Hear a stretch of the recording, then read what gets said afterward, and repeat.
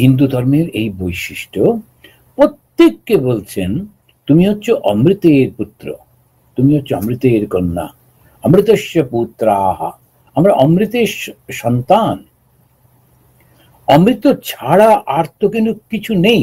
মাঝখানে একটু ভুল করে আমরা এটা সেটা ভাবছি কোনটা অমৃত হয়ে যাচ্ছি, তারপরে ভগবান এসে, সেই ঋষি এসে আমাদের পথ দেখাচ্ছেন।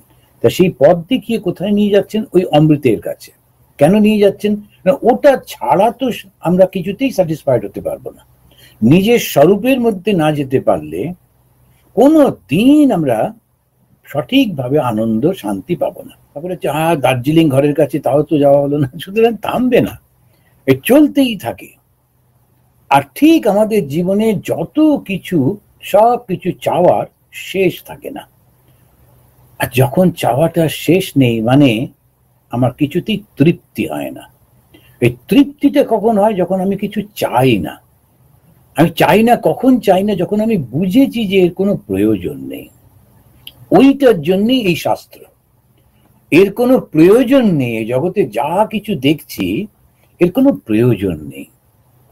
আগে যখন ছোটবেলায় যখন ভাবতাম, ও ইংল্যান্ডে এই হয়েছে সেই হয়েছে, আমেরিকায় এই হয়েছে সেই হয়েছে, কিরকম দেশ, বাবারে আমেরিকা। তারপরে যখন এই পৃথিবী অর্ধেকটা ঘুরে দেখা গেল যে সব জায়গাতে সে একই মাটি, ওই ধুলো ধূসর সবকিছুই। কোনো কোনো জায়গাগুলো একটু অ্যাডভান্স কান্ট্রিতে একটু বেশি আলো টালো, রাস্তাঘাট একটু পরিষ্কার, লোকজন কম থাকায় একটু সবকিছু ডিসিপ্লিন, এই পর্যন্ত। তো এছাড়া কিন্তু সব জানলাম, বুঝলাম, তো আর দরকার নেই। আপনাতে মন আপনি থেকো, যেও নাকো কারো ঘরে, ওই কথাটা। এই নিজের মনের মধ্যে যখন প্রবেশ করছি, সেটা কিভাবে? জ্ঞানের মাধ্যমে। কি সেই জ্ঞান? আত্মজ্ঞান।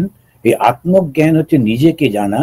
আর যেই নিজেকে জানি, তখন ব্রহ্মকেও জানি। কে জানা? আমি কি এই দেহটা? না, তা হতে পারে না।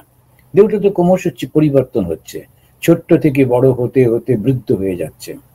মনটা? না, এটাও হতে পারে না, মনটা পরিবর্তন হচ্ছে। আমার চারপাশে সমস্ত কিছু পরিবর্তন হচ্ছে, আত্মীয় স্বজন পরিবর্তন হচ্ছে, সব পাল্টে যাচ্ছে। তাহলে কি পাল্টাচ্ছে না? আমি শব্দটা পাল্টাচ্ছে না। আমি ছোট ছিলাম, আমি যুবক হয়েছি, আমি বৃদ্ধ হচ্ছি, ওই আমিটা কিন্তু একই আছে। এবার আমিটাকে, ওইটারই খোঁজ করাটাকেই বলছে যে ব্রহ্মজ্ঞান লাভের উপায়। তো নিজেকে জানতে হবে। তত্ত্বমসি, তুমি সে, কিন্তু নিজেকে জানো।